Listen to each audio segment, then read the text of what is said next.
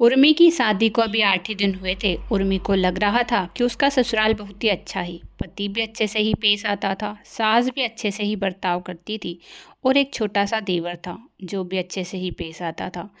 उर्मी बहुत ही किस्मत वाली समझ रही थी खुद को, लेकिन उसे नहीं पता था कि उसके साथ आगे क्या होने वाला है। ऐसे ही कुछ समय बीतता चला जाता है कि एक दिन की बात है जब सास चिल्लाती है, अरे उर्मी बहू, कहाँ गई? जल्दी यहाँ पर आ, मुझे ज़रूरी काम है।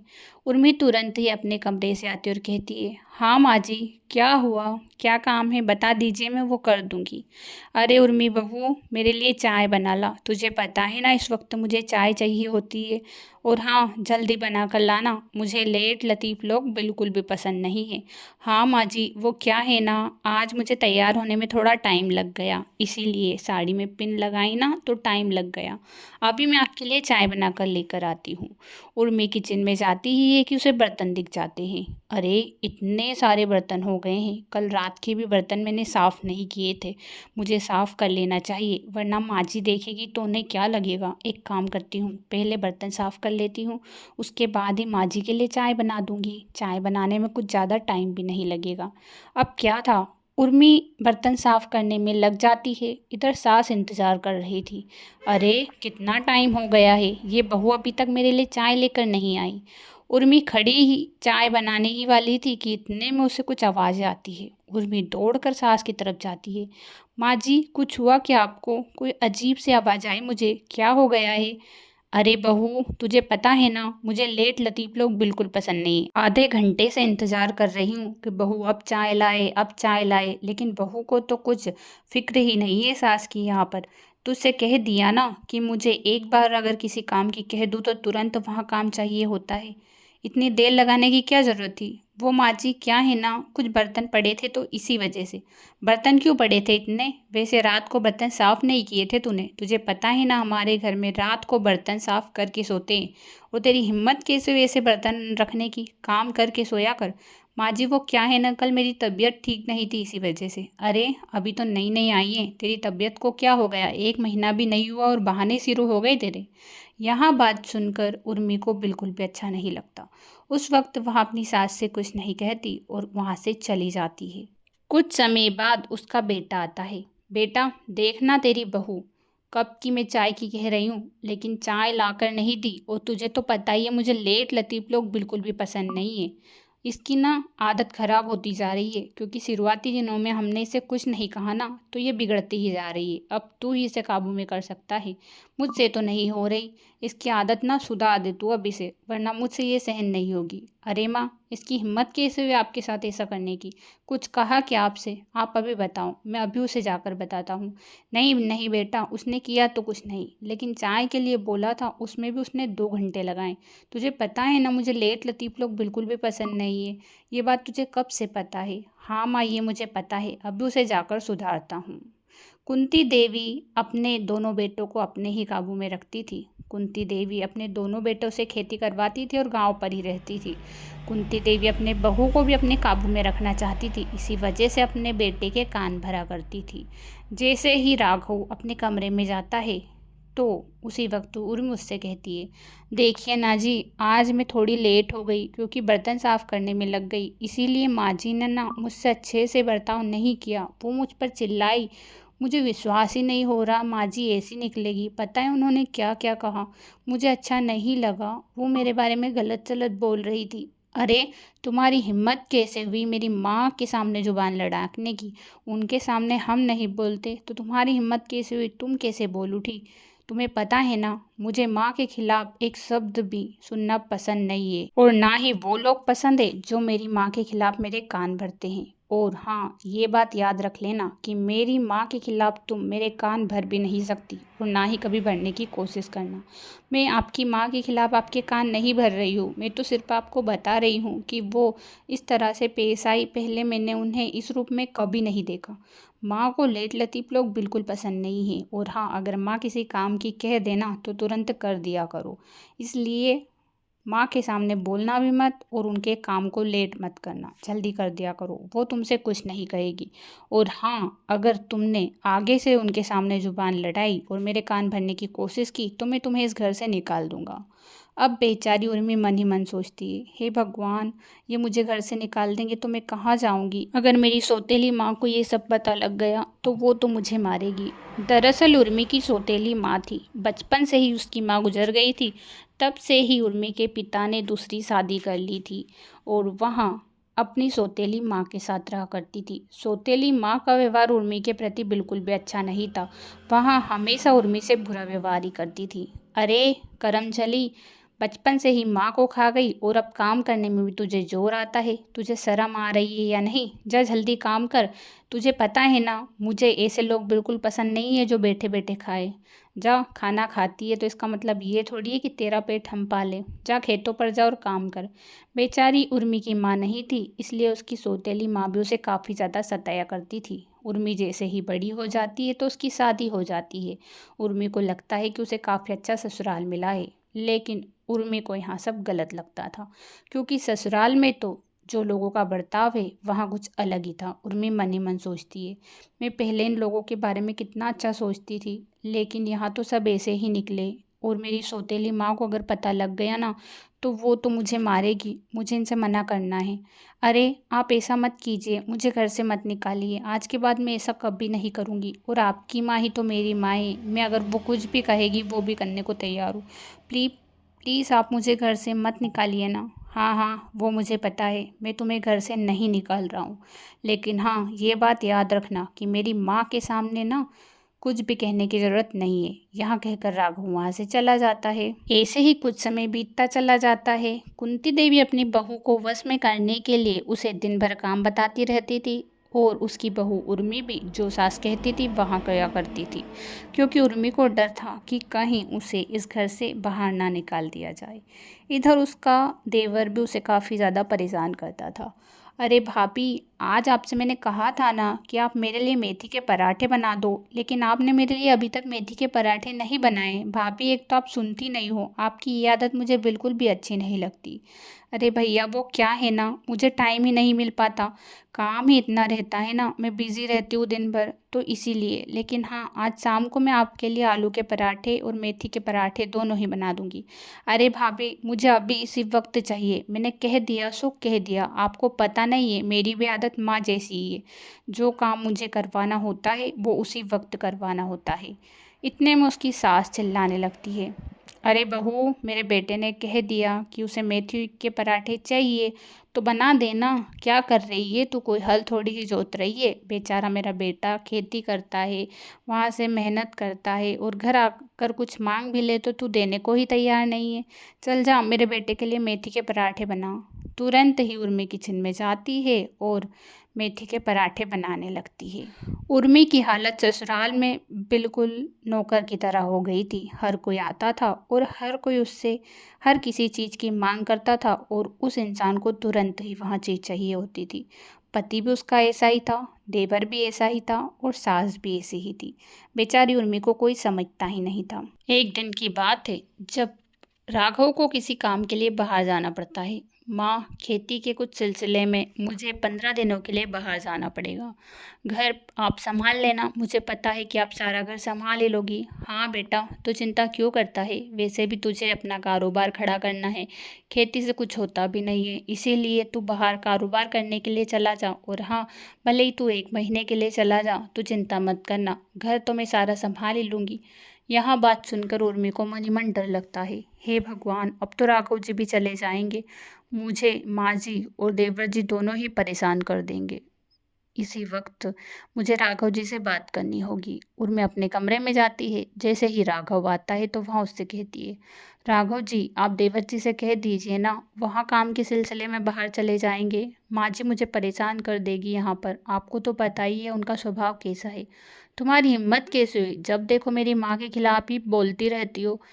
तुमसे मैंने कह दिया ना कि उनके खिलाफ एक शब्द भी मत बोलो। मैं ऐसा नहीं कह रही हूँ, लेकिन आप चले जाओगे तो फिर मुझे अच्छा नहीं लगेगा, इसीलिए तो क्या मैं तुम्हारे पीछे ही बंधा रहूं? तुमसे कह दिया ना कि मुझे जाना है मतलब जाना है। और हाँ, एक बात याद रखना, मैं दूसरे लड़कों जैसा बिल्कुल भी नहीं हूँ, मेरा स्वभाव अलग है। और हाँ, तुम तो मेरे सामने बोला भी मत करो ज़्यादा। तुम ना मुंह खोलती हो ना जब गलत ही खोलती हो, समझ में आया या नहीं? यहाँ कहकर राघव वहाँ से चला जाता है। उर्मी मन ही मन सोचती है, राघव जी को मेरी बिल्कुल भी चिंता नहीं है। उन्हें कोई फर्क नहीं पड़ता। दिन भर कितना ही काम करती हूँ, अगर दो बात कह भी दूँ तो भी गलत ही लगती है। ठीक है, मुझे बोलने का कोई फायदा ही नहीं है। उर्मी फिर से अपने काम पर लग जाती है। ऐसे ही कुछ समय बीतता चला जाता है कि कुंती देवी की तबीयत अचानक से खराब होने लगती है। मुझे ये क्या हो रहा है, मेरी तबीयत खराब सी लग रही है। मुझे ना एक कप चाय चाहिए, लेकिन बहू तो किसी काम से बाहर गई है। एक काम करती हूँ, देवेश से कह देती हूँ। देवेश, मेरे लिए एक कप चाय बना ला बेटा। तुझे पता है ना कि मुझे तुरंत ही चाहिए होती है। यहाँ बात सुनकर देवेश गुस्से में, माँ भैया बाहर चले गए कारोबार संभालने के लिए। मैं दिन भर खेती बाड़ी संभालता हूँ और ऊपर से आपको तुरंत चाय चाहिए। आपकी आदत सुधार लो। मुझसे नहीं होता, मैं जा रहा हूँ मेरे काम के लिए। यहाँ कहकर देवेश वहाँ से चला जाता है। कुंती देवी की तबीयत अचानक से और ख़राब हो जाती है। इतने में बहू आती है। अरे माँ जी, आपको क्या हो गया है? अचानक से आपकी ये क्या हालत हो गई है? अरे बहू, क्या बताऊँ, मुझे ना तेजी से बुखार आ गई है। एक काम कर, तू डॉक्टर को तुरंत बुला ले, मेरी तबीयत ठीक नहीं है। माँ जी, आप चिंता मत करिए, मैं तुरंत ही डॉक्टर साहब को बुला लेती हूँ। वो आपका इलाज कर देंगे और आप तुरंत ही ठीक हो जाओगी। इसमें आपको अब चिंता करने की कोई भी ज़रूरत नहीं है। उर्मी तुरंत ही डॉक्टर को बुला लेती है। डॉक्टर आ जाता है और उर्मी से कहता है, उर्मी जी, आपको अपनी सास की काफ़ी ज़्यादा देखभाल करनी होगी, तभी वह ठीक हो सकती है, वरना इनके ठीक होने के चांसेस बहुत ही कम है। अब ये आपके ही हाथ में है कि आप इनको ठीक कर पाओगी या नहीं। डॉक्टर साहब, आप जैसा कहोगे मैं अपनी सासू माँ के लिए वैसा ही करूँगी। मैं उनको ठीक कर कर ही रहूँगी। ठीक है, अगर आप इनकी अच्छी देखभाल करती हो तो वो ठीक हो जाएंगी। और हाँ, इन्हें समय समय पर काढ़ा भी देते रहना है। और हाँ, चाय तो बहुत ही कम देना है। और ये ज़्यादा टेंशन ना करे, यही इस बात का ध्यान रखना। यहाँ कहकर डॉक्टर तो वहाँ से चला जाता है और उर्मी अपनी सास की काफ़ी अच्छे से देखभाल करने लगती है। हर समय उर्मी अपने सास के आसपास ही रहती थी, ताकि उन्हें कोई दिक्कत ना हो, ना ही वो किसी बात का टेंशन करे। ऐसे ही कुछ समय बीतता चला जाता है और सास ठीक हो जाती है। सास अपनी बहू से कहती है, सच में बहू, मैं बहुत ही किस्मत वाली हूँ जो तुझ जैसी बहू मुझे मिली है। मैंने तेरे साथ कितना गलत व्यवहार किया। मेरी आदत बहुत ही ख़राब थी। मेरे बेटे तक ने मुझे नहीं पूछा, लेकिन तूने एक बेटी की तरह फ़र्ज़ निभाया है। मुझे माफ़ कर दे बेटा। उर्मी अपनी सास से कुछ नहीं कहती और कुछ ही दिनों बाद उसका बेटा वापस लौट आता है। बेटे से तारीफ़ करते हुए उसकी माँ कहती है, सच में मेरा बेटा और मेरी बहू दोनों ही मेरे लिए राम और सीता की तरह है। तू भी राम की तरह है और मेरी बहू सीता की तरह। तुझे पता है तेरे जाने के बाद क्या क्या हुआ? कुंती देवी सारी बातें अपने बेटे को बता देती है। यहाँ सुनकर राघव हैरान हो जाता है और राघव को भी अपनी गलती का एहसास होता है। माँ, आपको पता है मैंने भी उर्मी के साथ कितना गलत व्यवहार किया। सच में हम कितने गलत थे ना, और वो कितनी सही थी जो हमारा इतना ध्यान रखती थी। राघव अपने कमरे में जाता है और अपनी पत्नी से माफ़ी मांगते हुए कहता है, मुझे माफ़ कर दो उर्मी, मैंने तुम्हारे साथ इतना गलत व्यवहार किया और माँ ने भी तुम्हारे साथ इतना गलत व्यवहार किया। मैं हमेशा माँ के बारे में ही सोचता था, तुम्हारे बारे में मैंने कुछ सोचा ही नहीं। लेकिन आज मुझे अपनी गलती का एहसास हो रहा है। मेरे ना होने के बावजूद तुमने मेरी माँ का ख्याल माँ की तरह रखा। सच में मैं बहुत ही किस्मत वाला हूँ जो तुम जैसी पत्नी मिली है। उर्मी बहुत ही खुश हो जाती है और यहाँ बात सुनकर उसकी खुशी का ठिकाना नहीं रहता। इसी तरह सास और पति दोनों ही उसे अच्छे से ही रखते थे। अब उससे कोई भी नहीं झगड़ता था, ना ही कोई ताना मारता था, ना ही काम के लिए कोई प्रेशराइज करता था। मेघा और राहुल शादी होते ही दूसरे शहर में शिफ्ट हो गए थे। उन्हें दूसरे शहर में करीबन 6 महीने हो चुके थे। दोनों ही अब अपने भोपाल आना चाहते हैं। एक दिन मेघा राहुल से कहती है, राहुल जी, मुझे अपने भोपाल की बहुत याद आ रही है। हम यहाँ रहते तो हैं, लेकिन हमारा दिल तो हमारे भोपाल में ही है। हाँ हाँ मेघा, ये बात तो तुमने बिल्कुल सही कही। जब भी मैं यहाँ पर किसी शहर में कोई भी चीज़ देखता हूँ तो हर चीज़ को भोपाल से ही कंपेयर करता हूँ कि हमारे भोपाल में ऐसा है, हमारे भोपाल में वैसा है, हमारे भोपाल में ये नहीं है, हमारे भोपाल में तो ऐसा है। हाँ हाँ राहुल जी, हमारे भोपाल में आस पड़ोस के लोग भी कितने अच्छे होते हैं और यहाँ तो बोलना भी पसंद नहीं करते। अरे हमें कौन सा यहाँ पर ज़िंदगी भर रहना है। मेरी जो कुछ दिन की और है और फिर हम भोपाल ही तो शिफ्ट हो जाएंगे। कि अचानक से राहुल के पास उसकी माँ का फ़ोन आता है। अरे राहुल बेटा, हमें तुम दोनों की काफ़ी ज़्यादा याद आ रही है। अब तो काफ़ी दिन हो गए हैं। हम चाहते हैं कि कुछ दिनों के लिए तुम दोनों भोपाल आ जाओ। अरे माँ, आपने तो हमारे मुंह की बात छीन ली। आपको पता है, हम अभी भोपाल को ही याद कर रहे थे। मेघा कह रही थी कि मुझे भोपाल की बहुत याद आ रही है और हमारा दिल तो भोपाल में ही है। हाँ बेटा, वो तो मुझे पता है कि तुम दोनों को भी भोपाल की याद आ रही है, लेकिन तुम दोनों जॉब को लेकर ही वहाँ पर रहते हो। लेकिन बेटा, अब कुछ समय की छुट्टी ले ले और भोपाल से ही काम कर लेना। तू आ जा, अब तेरे बिना नहीं रहा जा रहा। हाँ माँ, बस कुछ ही दिन और 2 दिनों के अंदर ही मैं छुट्टी लेता हूँ और जल्द ही भोपाल पहुँच जाता हूँ। दूसरे ही दिन राहुल अपने ऑफिस जाता है। अब राहुल को 2 महीने की छुट्टी मिल चुकी थी। अब तो राहुल बेहद ही खुश था। अरे मेघा, तुम्हें पता है मुझे 2 महीने की छुट्टी मिल गई है। अब तो हम कल ही भोपाल चलने वाले हैं। सच में राहुल जी, आप सच कह रहे हो क्या? हमें 2 महीने की छुट्टी मिल चुकी है। अब तो हम 2 महीने भोपाल में अच्छे से रहेंगे, खूब इंजॉय करेंगे मम्मी पापा के साथ, दीदी के साथ। आपको पता है, मुस्कान दीदी भी मुझे बहुत याद करती है। हाँ हाँ मेघा, सब के साथ रहेंगे 2 महीने। चलो अब भोपाल चले। दूसरे ही दिन मेघा और राहुल भोपाल पहुंच जाते हैं। सुबह सुबह उसकी माँ, अरे राहुल और मेघा आ गए, अचानक से सरप्राइज़ बेटा। हाँ माँ, आपको सरप्राइज़ देना था क्योंकि आप हम दोनों का इंतज़ार काफ़ी दिनों से कर रही थी, तो हमने सोचा कि आपको सरप्राइज़ ही देते हैं। हाँ, मैं तो बहुत ही खुश हूँ। अरे मुस्कान, मुस्कान के पापा, आओ देखो कौन आया है। मुस्कान आती है। अरे वाह भाभी, कब आई आप? मुझे तो बहुत ही खुशी हो रही है। आपको पता है मैं आपको कितना मिस करती थी। अब तो मैं आपको छोड़ूंगी भी नहीं। आप ना हमेशा मेरे साथ ही रहना। आपको पता है मैं हमेशा आपको मिस करती थी। सब दोस्तों से आपके बारे में ही बातें करती थी। अरे हाँ मुस्कान दीदी, अब हम दोनों साथ में ही रहेंगे। अब चिंता क्यों करती हो? हम भोपाल इसीलिए तो आए हैं। मुस्कान अपनी भाभी मेघा के साथ कमरे में चली जाती है और राहुल अपनी माँ के साथ गप्पे लड़ाने लगता है। अब तो मुस्कान अपनी भाभी को छोड़ती भी नहीं थी। जब देखो मुस्कान अपनी भाभी मेघा के साथ ही रहती थी। जब भी मेघा किचन में काम करती थी तो मुस्कान उसे साथ में ही रहती थी। जब भी मेघा बाहर जाती थी तो मुस्कान उसके साथ बाहर जाती थी। एक दिन की बात है, जब मेघा और मुस्कान दोनों टीवी देख रही थी कि अचानक से राहुल आता है। अरे मुस्कान, कितनी रात हो गई है, अपने कमरे में जाना, आराम कर ले, सो जा। नहीं नहीं भैया, मुझे भाभी के साथ ही सोना है। आप दूसरे कमरे में सो जाइए ना भैया, मुझे आज भाभी के साथ ही सोना है। अरे मुस्कान, क्या बात कर रही है, अपने कमरे में जाकर सो ना। मुस्कान अपने भाई राहुल की एक नहीं सुनती। खड़ी खड़ी मेघा सब कुछ देख रही थी। राहुल मेघा से कहता है, अरे मेघा, ये सब क्या लगा रखा है तुमने? इससे कहो ना, ये मेरी सुन ही नहीं रही है। अरे राहुल, जब वो इतना कह रही है तो आप दूसरे कमरे में सो जाइए। राहुल वहाँ से गुस्से में चला जाता है। मेघा सब समझ रही थी लेकिन वहाँ अपनी ननन के लिए कुछ भी नहीं कहती। दूसरी सुबह होते ही मेघा किचन में काम कर रही थी कि अचानक से राहुल मेघा के पास आता है। मेघा, तुम्हारे पास तो मेरे लिए अब टाइम ही नहीं बचा। जब देखो मुस्कान के साथ ही रहती हो। हमें आए 6 दिन हो गए हैं लेकिन एक दिन भी अब तुमने मुझसे बात ही नहीं की है। हम यहाँ आ गए तो इसका मतलब ये थोड़ी है कि तुम मुझे इग्नोर करोगी। अब बेचारी मेघा कुछ कहती कि उसके पहले ही मुस्कान आ जाती है। अरे भैया, आप यहाँ क्या कर रहे हो? जाओ, माँ आपको बुला रही है। भाभी के साथ मैं रहूँगी। अरे भाभी, आपको कोई मदद की ज़रूरत है क्या?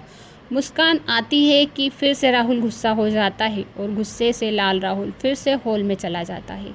बेचारी मेघा क्या ही कहती। हे भगवान, अब इनसे कैसे कहूँ? दीदी तो मेरे आसपास ही रहती है, इनको समझाऊँ तो समझाऊँ कैसे? रात को भी ये मुझसे नहीं मिल पाती और दिन में भी समझाऊँ तो दीदी आसपास ही रहती है। अब इनसे क्या कहूँ और दीदी से भी क्या कहूँ? अरे भाभी, क्या सोच रही हो? क्या सोच रही हो आप, मुझे बताओ। कोई दिक्कत है क्या आपको? अरे नहीं नहीं दीदी, ऐसा कुछ भी नहीं है। मेघा और मुस्कान बातें कर रही थी। राहुल गुस्से में था और हॉल में बैठा था कि माँ आती है। अरे राहुल बेटा, तुझे क्या हो गया? मुंह लटकाए क्यों बैठा है? माँ कुछ भी नहीं, ऐसे ही। अरे बेटा, फिर भी तो कुछ तो दिक्कत होगी ना तुझे? अरे माँ, कुछ दिक्कत नहीं है, वो मुझे ऑफिस से रिलेटेड कुछ काम था इसी की वजह से। और यहाँ कहकर वहाँ से चला जाता है। ऐसे ही 2-3 दिन बीतते हैं कि एक दिन की बात है जब राहुल खुद ही सोचता है, ये मुस्कान दिन भर मेघा के साथ ही रहती हुई, क्यों ना मैं मेघा को बाहर घुमाने के लिए जाऊं। इसी बहाने हम दोनों को टाइम स्पेंड करने का मौका मिल जाएगा। वैसे भी मुस्कान हमारे साथ नहीं जाएगी, वो खुद ही मना कर देगी, उसको अच्छा थोड़ी ही लगेगा। यह सोचकर राहुल मेघा के पास जाता और कहता है, अरे मेघा, तुम्हें पता है आज हम दोनों घूमने के लिए बाहर चल रहे हैं, तुम भी तैयार हो जाओ और शाम को हम दोनों साथ में चलेंगे। अरे अरे भैया, ऐसे कैसे? भाभी अकेली नहीं जाएगी, मैं भी उनके साथ जाऊंगी। चाहे कुछ भी हो जाए, मैं भाभी के साथ ही जाऊंगी, मुझे घर पर अब बिल्कुल भी अच्छा नहीं लगेगा। मुस्कान, तुम्हें इस चीज़ के लिए माँ अलाउ नहीं करेगी, तुम्हें पता है ना, हमारे घर में अलग रूल्स है, वहाँ कभी बाहर नहीं जाने देते लड़कियों को। फिर तुम हमारे साथ कैसे चलोगी? हम दोनों को ही जाने दो, तुम रहने दो। नहीं नहीं भैया, अब जो भी हो, माँ से तो मैं बात कर लूँगी, लेकिन अब तो मैं आपके साथ जाकर रहूँगी, क्योंकि मुझे पता है कि अब आप दोनों एंजॉय करोगे और मैं यहाँ पर अकेली बोर होंगी क्या? मुझे तो ये सब अच्छा नहीं लगेगा। कि इतने में राहुल की माँ आ जाती है।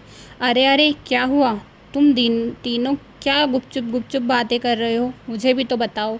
इतने में मुस्कान बोल उठती है, अरे माँ देखो ना, भैया भाभी दोनों साथ जा रहे हैं, लेकिन वहाँ मुझे साथ ले जाने से डर रहे हैं। वहाँ कह रहे हैं कि आप मुझे नहीं जाने दोगी, लेकिन देखो भाभी से पूछो, वो मुझे ले जाना चाहती है। हाँ है ना भाभी, आप मुझे ले जाना चाहती हो ना? हाँ दीदी। यह कहकर मेघा राहुल की तरफ देखती है। राहुल बहुत ही गुस्से में था, लेकिन फिर भी वह कुछ नहीं कहता। कि इतने में राहुल की माँ कहती है, अरे बेटा चली जाओ ना, मैंने कब मना किया है तुम्हें? मैं तो अगर भैया भाभी के साथ जाओगी तो कभी मना नहीं करूँगी। ऐसा हमारे घर पर कोई रूल्स नहीं है, अगर फैमिली के साथ जाओ तो आप जा सकते हो। इतना सुनकर मुस्कान खुश हो जाती है। देखा भैया, मैंने कहा था ना, माँ मुझे कभी मना नहीं करेगी। अब चलो जल्दी से, मैं तो तैयार हो ही रही हूँ। भाभी आप भी तैयार हो जाओ। थोड़ी ही देर में तीनों तैयार हो जाते हैं और बाहर घूमने के लिए जाते हैं। अब क्या था, मुस्कान मेघा का साथ ही नहीं छोड़ रही थी कि राहुल उससे बात करे। बेचारा राहुल घूमने गया, फिर भी अकेला ही फील कर रहा था। मैं तो यहाँ पर आकर अकेला ही फील कर रहा हूँ, इससे अच्छा कि मैं आता ही नहीं। फालतू में खर्च किया और कोई फ़ायदा भी नहीं हुआ। एक रात की बात है, जब राहुल अपनी बीवी से चुपके से कहता है, देखो मैं टेरेस पर जा रहा हूँ और तुम भी आ जाना। मुस्कान से बिल्कुल भी मत कहना कि तुम कहाँ जा रही हो। ठीक है जी, मैं जल्दी ही आ रही हूँ, बस थोड़ा सा काम है, उसे निपटा कर आती हूँ। अरे थोड़ा काम मत करो, जल्दी से टेरेस पर आओ। यहाँ कहकर राहुल टेरेस पर चला जाता है। वहाँ मेघा का इंतज़ार कर रहा था कि अचानक से मेघा आ जाती है। अरे जी, क्या हुआ? आपने मुझे अचानक से टेरेस पर क्यों बुलाया? इतने में मुस्कान कूद पड़ती है। अरे भैया भाभी, आप दोनों टेरेस पर आए और मुझे बुलाया भी नहीं। आपको पता है मैं कितने दिनों पर से टेरेस पर आना चाहती थी, लेकिन अकेली थी, इसी वजह से नहीं आई। आज आप दोनों है ना, खूब इंजॉय करेंगे। मुस्कान फिर से कबाब में हड्डी बनकर उन दोनों के बीच में आ जाती है। अब क्या था, राहुल मुस्कान से इतना गुस्सा हो गया था कि एक दिन, माँ आपको पता है मुस्कान बड़ी हो गई है, अब हमें उसकी शादी करा देनी चाहिए, क्योंकि इतनी एज में तो सबकी शादी हो गई है, लेकिन उसी की शादी नहीं हुई है। हाँ हाँ बेटा, ये बात तो तूने बिल्कुल सही कही, हमें मुस्कान की शादी करा देनी चाहिए, लेकिन रिश्ते वाले ही नहीं मिल रहे, जो भी मिलते हैं अच्छे नहीं मिलते। अब तेरे ऊपर ही है, जिससे भी तू रिश्ता कराएगा वहाँ अच्छा ही होगा। ठीक है। यहाँ सुनकर राहुल कहता है, माँ मैं जल्द ही उसकी शादी कराना चाहता हूँ और मेरे हाथों से कन्यादान करना चाहता हूँ। थोड़े ही दिनों बाद मुस्कान के लिए एक रिश्ता आता है। राहुल उस रिश्ते के लिए हाँ कर देता है, जबकि वह लड़का शराबी था। यह बात राहुल को पता थी, लेकिन फिर भी उसकी शादी करा देता है। मेघा तुम्हें पता है, अब हमारे बीच की जो कबाब की हड्डी है वहाँ जल्दी ही जाने वाली है। लड़का थोड़ा शराबी है, लेकिन ठीक है, यह कबाब में हड्डी हमारे बीच से जाएगी तो ही हम सुख चैन से ज़िंदगी जी पाएंगे। अरे जी, आप क्या कह रहे हो? अरे तुम बोलो मत, तुम्हें पता है इसकी शादी हो जाएगी तो फिर यहाँ हम दोनों के बीच में थोड़ी ही रहेगी। यहाँ कहकर राहुल वहाँ से चला जाता है। मेघा मन ही मन सोचती है, कहीं हम गलत तो नहीं कर रहे, दीदी की ज़िंदगी ख़राब तो नहीं कर रहे ना, ये अच्छा नहीं रहेगा, राहुल जी को ऐसा नहीं करना चाहिए। मेघा मन ही मन पछता रही थी, लेकिन वह राहुल से भी कुछ नहीं कह पाती, क्योंकि राहुल भी गुस्से में था। अगर वहाँ उससे कुछ कहती तो उल्टा राहुल उस पर ही गुस्सा करता। शादी के दिन करीब आते जा रहे थे कि एक दिन की बात है, जब मुस्कान अपनी भाभी के पास आती है। भाभी, आपको पता है मेरी शादी होने वाली है। जब मैं आपसे दूर जाऊंगी ना तो मैं आपको बहुत ही मिस करूंगी। आपको पता है आपने मुझे बहुत कुछ सिखाया है और यहाँ मेरी ज़िंदगी में बहुत काम आएगा। आप ना मेरे लिए एक माँ के बराबर हो। मैंने आपको माँ ही समझा है और हमेशा माँ ही समझूंगी। आपको पता है सबसे ज़्यादा मैं आपको मिस करूंगी, माँ से भी ज़्यादा, क्योंकि आपने मुझे कभी डांटा भी नहीं। माँ तो हमेशा डांटती रहती है लेकिन आप हमेशा सपोर्ट करती हो। यहाँ बात जब मेघा सुनती है तो उसे मन ही मन पछतावा होता है। मुझे राहुल जी को रोकना चाहिए क्योंकि मुस्कान मुझसे इतना प्यार करती है, वो मुझे एक माँ के समान समझती है। अगर मैंने गलती से भी उसकी शादी दूसरे लड़के जो कि शराब पीता है उससे करवा दी तो मैं खुद को हमेशा कोसूंगी और इसमें हमारी मुस्कान भी खुश नहीं रह पाएगी। अब मेघा मुस्कान से कुछ नहीं कहती और राहुल के पास जाकर कहती है, राहुल जी अब चाहे जो भी हो जाए लेकिन मुस्कान की शादी मैं उस लड़के से नहीं होने दूंगी। आपको पता है वहाँ मुझे एक माँ का दर्जा देती है और आपकी बहन है। क्या आप चाहोगे क्या कि आपकी बहन की ज़िंदगी ख़राब हो? हमारा क्या है, हम तो ज़िंदगी भर ही साथ रहने वाले हैं, लेकिन थोड़े दिनों के लिए क्या हम मुस्कान की ज़िंदगी ख़राब कर सकते हैं?